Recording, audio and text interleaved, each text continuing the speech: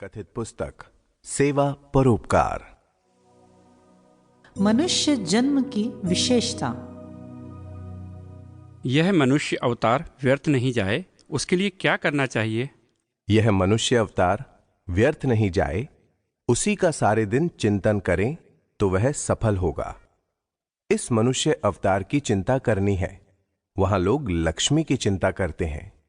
कोशिश करना आपके हाथ में नहीं है, पर भाव करना आपके हाथ में है। कोशिश करना दूसरों की सत्ता में है, भाव का फल आता है। वास्तव में तो भाव भी पर सत्ता है, लेकिन भाव करें तो उसका फल आता है। मनुष्य जन्म की विशेषता क्या है? मनुष्य जीवन परोपकार के लिए है और हिंदुस्तान के मनुष्यों का जीवन एब्सोल्यूटिज्म के लिए, मुक्ति के लिए है। हिंदुस्तान के अलावा बाहर अन्य देशों में जो जीवन है वह परोपकार के लिए है। परोपकार अर्थात मन का उपयोग भी औरों के लिए करना, वाणी का भी औरों के लिए उपयोग करना और वर्तन का उपयोग भी औरों के लिए करना। मन वचन काया से परोपकार करना। तब कहेंगे मेरा क्या होगा? वह परोपकार करे तो उसके घर में क्या रहेगा? लाभ तो मिलेगा ही ना। हां, लेकिन लोग तो ऐसा ही समझते हैं ना कि मैं दूंगा तो मेरा चला जाएगा। निचली कक्षा के लोग हो वे ऐसा मानते हैं। उच्च कक्षा वाला ऐसा मानता है कि दूसरों को दिया जा सकता है। जीवन परोपकार के लिए। इसका गुह्य साइंस क्या है कि मन वचन काया परोपकार में लगा दें तो आपके यहां हर एक चीज होगी। परोपकार के लिए करो, और यदि फीस लेकर करो तो तकलीफ पैदा होगी। यह कोर्ट में फीस लेते हैं, 100 रुपए पड़ेंगे, 150 रुपए देने पड़ेंगे। तब कहेंगे साहब 150 ले लो, पर परोपकार का कानून तो नहीं लगता ना। पेट में आग लगी हो तो ऐसा कहना ही पड़ता है ना दादा। ऐसा विचार करना ही मत। किसी भी तरह का परोपकार करोगे ना तो आपको कोई अड़चन नहीं आएगी।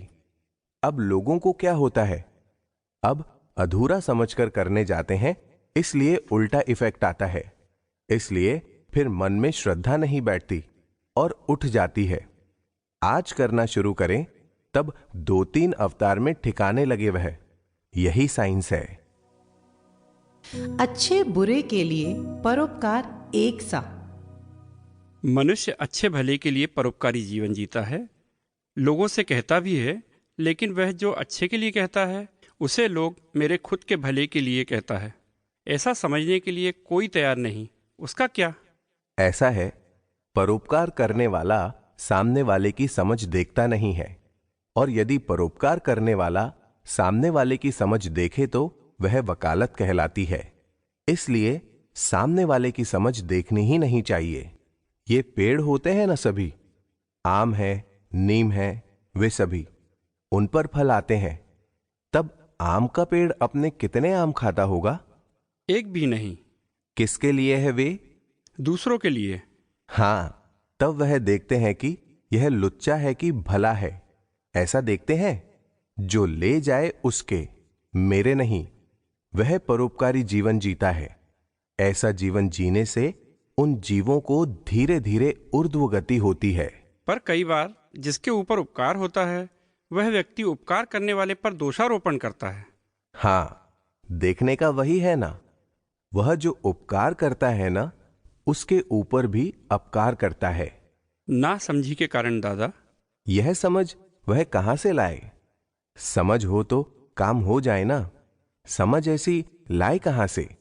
परोपकार यह तो बहुत ऊंची स्थिति है।